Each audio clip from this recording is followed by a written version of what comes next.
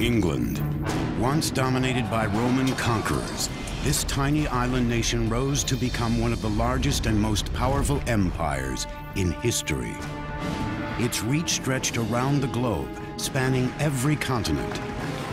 It was unimaginably large. Technology, innovation, ambition, these were the tools that built this massive empire and produced the formidable British Navy, a powerhouse that dominated the world's oceans.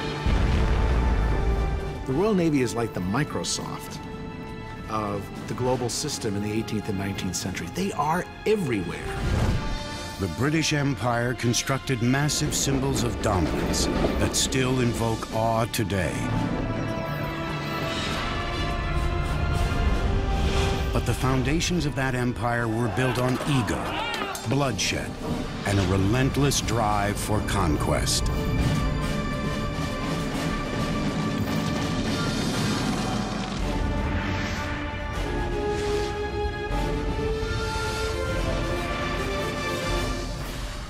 Henry VIII.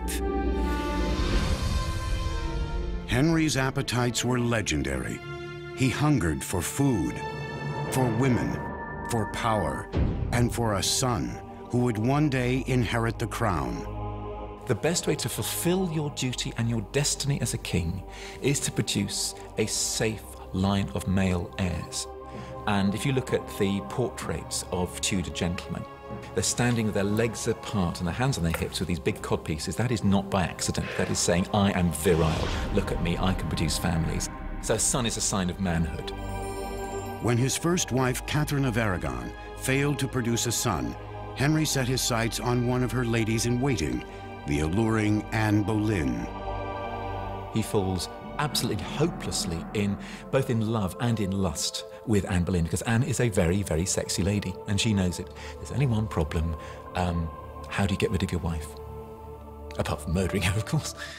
There was little to indicate this immature girl would grow up to become a revered symbol of the empire's immense power. Her transformation started when she married her cousin Albert in 1840. She fell in love almost at first sight. All her life, actually, she wants someone to lean on, metaphorically and indeed literally. And Albert is able to take her in hand, rather. So he comes in and he helps her grow up. By this time, the empire stretched around the world, from North America to Australia. Albert and Victoria pushed for greatness in engineering and technology, knowing how crucial these advances were to their expanding empire. None more so than the emerging technology of the telegraph. You've got an empire which is extending literally around the globe. People talked about the annihilation of space and time through electrical telegraph. The telegraph industry exploded around the world, with Britain leading the charge.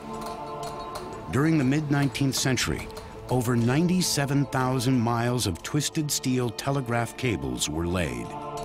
A message could now be sent from Britain to India in a matter of hours.